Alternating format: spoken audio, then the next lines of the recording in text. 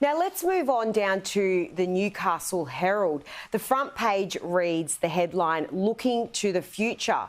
Federal Energy Minister Chris Bowen with Liddell Boss has today, during a visit, looked at the power station which will shut down on Friday. During his visit, the Energy Minister had a few things to say about the closure of Liddell. One of them was that it won't be disruptive. Let's take a look.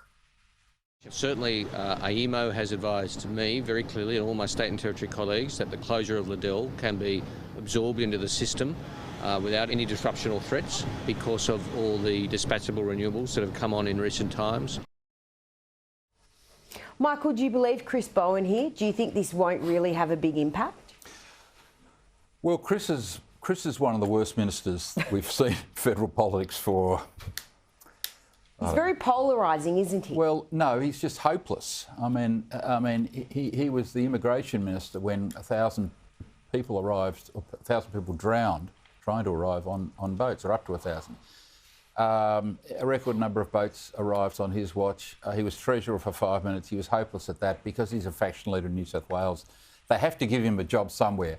No, I don't think Chris knows anything about this subject. He's just reading from talking points. He's done a bit of research. He's not an expert on any of these things.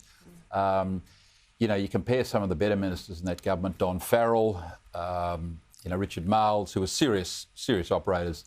I think this bloke's completely out of his depth, and I don't accept a word he says because I don't think he has any idea what he's on about, to be honest. Well, let's watch power prices and see what happens.